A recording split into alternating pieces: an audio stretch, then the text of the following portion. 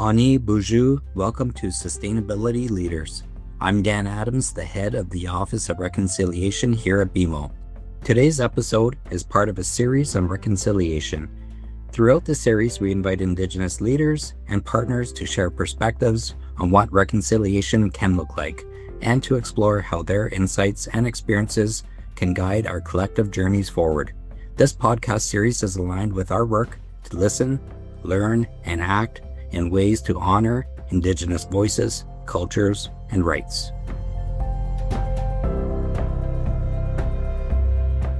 Anin Bojo Bindigan.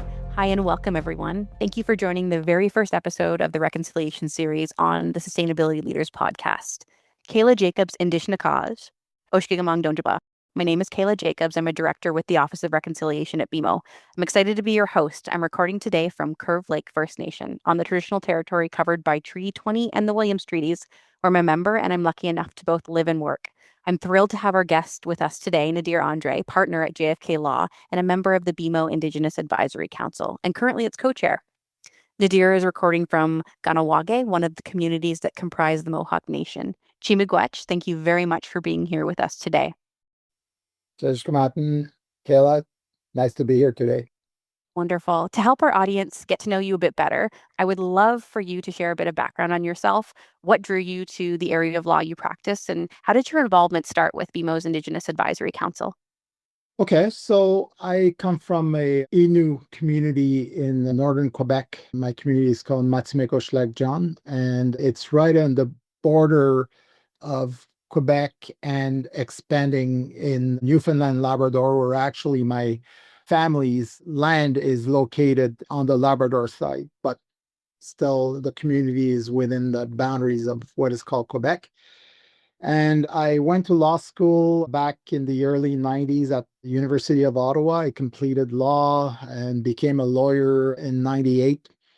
And I've been practicing Aboriginal and Indigenous law since, representing several Indigenous groups in most part of the country. I did have my practice on my own as a sole practitioner with some associates working for me. And then I decided to go to bigger firm, became a partner first at BCF. It's a regional firm in Quebec. And then I joined a national firm called Borden Ladner Gervais, one of the largest in the country. I stayed there for 13 years. And then I decided to go to a boutique firm to continue my Indigenous law practice with JFK Law. I've been there since April. And while at Borden Ladner Gervais, so you know that this firm has a very close relationship with BMO.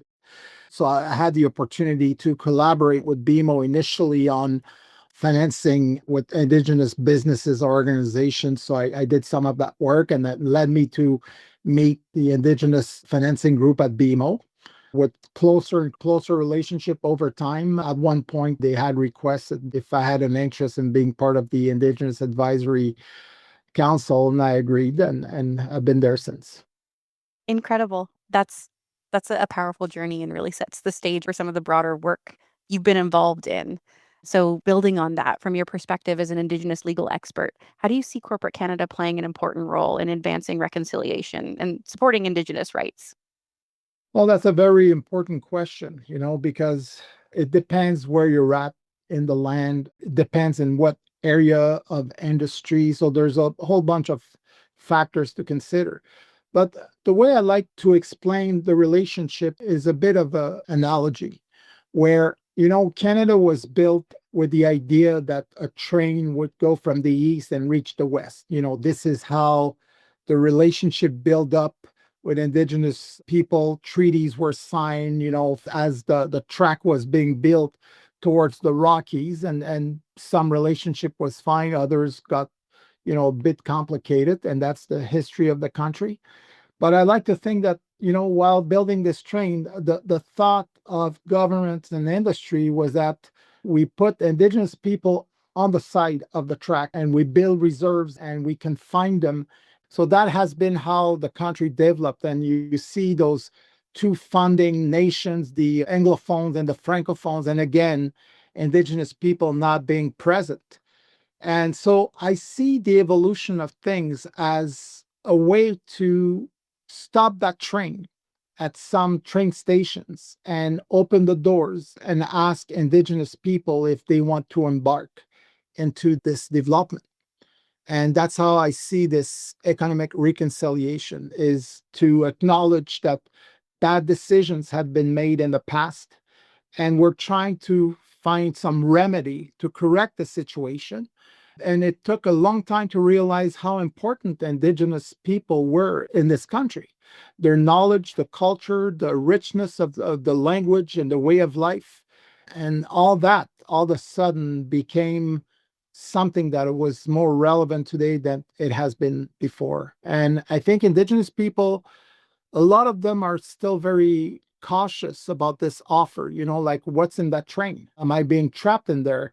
Is it good for my people? How fast is it going to go? Is it going to wait for me if I decide not to come in right away? So there's still a lot of unanswered questions, I guess, and a lot of Indigenous people are observing what's happening. Others feel a little bit more in trust and acknowledge that, yes, development is important because there's a lot of needs in the community. There's a lot of shortage of housing, social programs, jobs to be created. A lot of communities are going through hardship of losing their youth heading towards the cities. So we're losing people. So the communities are like, I have to create jobs. I have this pressure that I have to bring wealth in here, and it's not with government programs that I'm going to achieve that. So they're looking for new ways to bring wealth and development and education in the communities, and in the meantime, maintain way of life and language and culture alive. So it's a great challenge that the communities are facing. Thank you so much, Nadir. I think you're highlighting some really important themes. I'm curious about how that plays out on the ground and in your work directly with communities and organizations. Is there an experience that really stays with you, something that captures what reconciliation can look like when it's done well and thoughtfully? There's a lot of examples out there, but one thing that really brought my attention is how Indigenous people are interested to get involved in the development of renewable energies, which is totally in line with their own values in protecting Mother Earth. So we see a lot of wind power projects, we see a lot of solar projects, we see a lot of hydroelectrical equity participation transport line that we've seen here in the East. So I find it interesting to see a very strong interest in the areas of natural resources. And I could add fisheries for eastern, western, and northern communities or around oceans. And so, those projects are working well. You have more and more projects every year, and it brings a mainstream of revenues to the communities that makes a big difference in some of them. So I think that reconciliation is slowly taking place. However, I have to mention that recently we saw a challenge ahead of us with the Bill C5 being adopted by the Parliament in Canada, and you had similar provincial initiatives in Ontario with Bill 5, and you have also in BC, Nova Scotia, Quebec, similar legislation to speed up the process of authorizing project without going through the whole process of consultation and accommodations. Too early to say if there's going to be a natural impact because none of those legislation have been enforced yet. Thank you, Nadir. Could you give a little bit of background maybe on what C5 is for our audience? Sure. So Bill C5 is a piece of legislation brought in 2025. It has two main objectives. The first, it's called the One Canadian Economic Act. That's the name. And the purpose is to remove some of the interprovincial trade barriers between the provinces to bring more goods and services between jurisdictions. The other one is to fast track major projects that usually take a lot of time to approve by the federal government. So those are the two main objectives of that bill. Fully appreciate that. We hear a lot of British Columbia, strong litigation, title cases that we heard of, and Aboriginal rights. We heard, all those historical treaties from Ontario to Alberta, and the meaning of treaties and how it has to be honored in terms of relationship between nations. But I think you look at the movement of Indigenous rights and Aboriginal rights. When you look at the 70s and the 60s, it was more about surviving and not being completely assimilated. And then came, Section 35 in 1982, the recognition and the commitment that the state will respect Aboriginal rights and treaty rights, and that it's now part of the constitution of the country. And then you slowly came that notion of duty to consult and accommodate with the Haida decision, Migizu decision, Teku River decision. And now what we hear in 2026 is self-determination, sovereignty, sharing the land. So there's an evolution of indigenous expectation. So there's a whole dynamic out there. But overall, I think there is this will that we have to move away from this colonial approach that has been the history of this country, and really that Indigenous people will gain a more equal recognition in the landscape. And this is the expectation. Indigenous people are only 5% of the population in the country. So, there's an unequal balance here between the size of Canada and the provinces and the wealth that it generates, including the industry, against people who don't have the same weapons and tools. So, and this is where the trust has to come from, and say, even if you're bigger and there's more of you, I can trust you that you will treat us in such a way that will be respectful, and you will treat us as equal. And I guess this is the expectation of Indigenous people moving forward in that reconciliation. I think that's really well said. And in particular, I think back to your analogy, your initial analogy, and I think it aligns really well with the evolution of Indigenous expectations. And as someone who's seen this work from multiple angles, with that mix of perspectives, really interested in what lessons or insights you've kind of picked up on about how organizations can approach reconciliation and in a way that's respectful and lasting. My work is to sit down with the industry and either advise them on how to conduct themselves, or be on the opposite side of the table and negotiate reconciliation with the industry.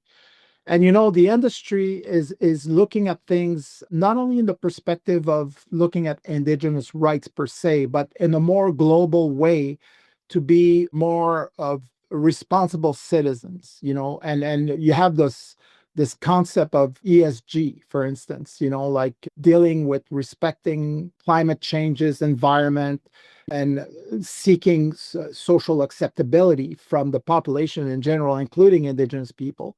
And of course, good governance from them, that realize that it's no longer an open buffet where you just come in and help yourself, and that there's people there actually, and you have to sit down with them. So I think the industry is seeking for more certainty on the investment, because everything costs a lot of money to invest in mining, forestry, energy, etc.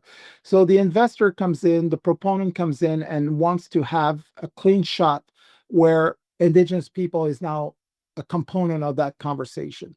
Not only that, I have to meet the mayor and then of that close town, but now I also have to meet the Indigenous group, and this is all part of the process now. So as it integrates mainstream and how projects are being developed, it comes more naturally. So there's a change there. I observe it, and it's something positive, where the industry is adapting more rapidly with regards to the relationship with Indigenous people, especially in the field of natural resources. I particularly love how you've highlighted the maturity of more prominent Indigenous involvement in projects and the positivity of that. When you think about the future and where this work is headed, what would you like to see in how corporate Canada understands and practices reconciliation over the next decade or so? What would success look like to you? Well, I'd like to see something that seems like a revolution. Does when Indigenous person, group, or community says no to a project, does it actually means no? This is now the bubble we're in, and that we have to figure out collectively. Those concepts exist actually. In modern treaty world, some modern treaty contemplate that when there's a big project, being planned on an indigenous land, there has to be an obligation from the proponent to negotiate an impact benefit agreement or a collaboration agreement. It has many names now.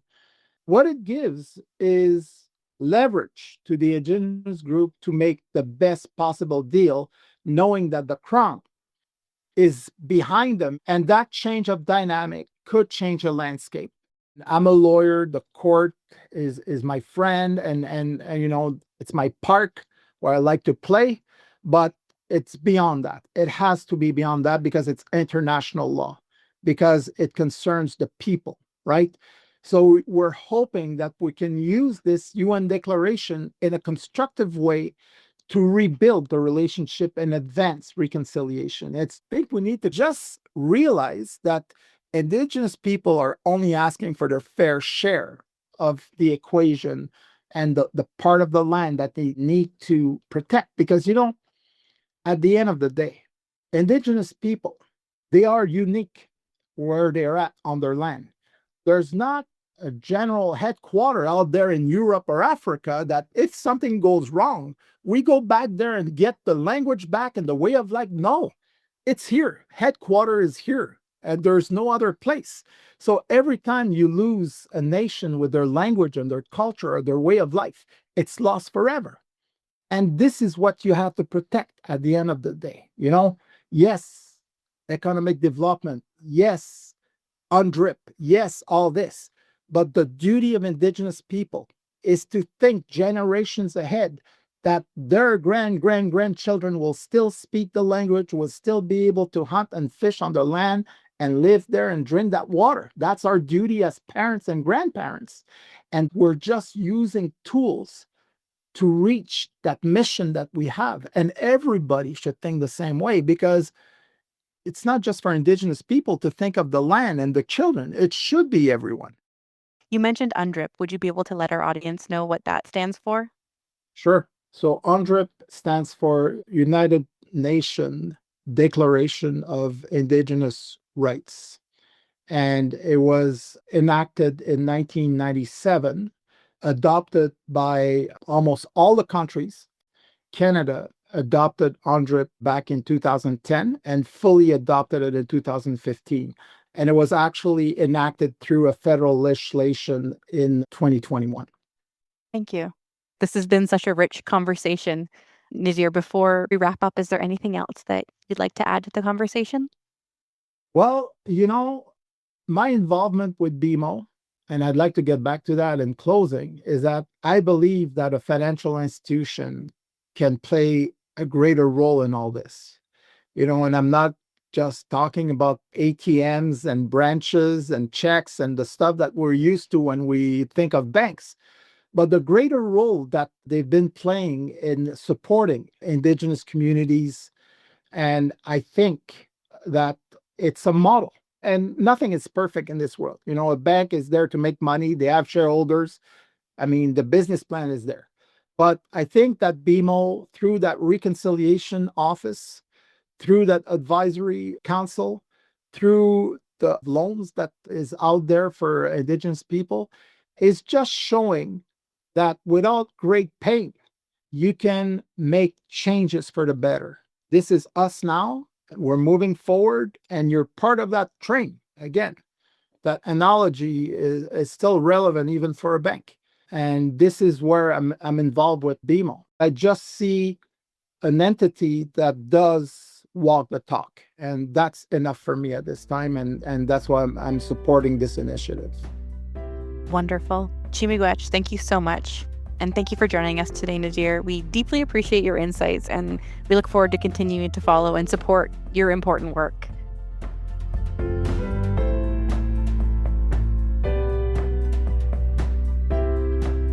Thanks for listening to Sustainability Leaders. This podcast is presented by BMO. You can find our show on Apple Podcasts, Spotify, or your favorite podcast player. Press the follow button if you want to get notified when new episodes are published. We value your input, so please leave a rating, review, and any feedback that you might have, or visit us at bmo.com/sustainabilityleaders.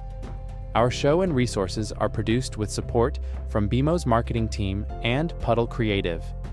The views expressed here are those of the participants and not those of Bank of Montreal, its affiliates, or subsidiaries.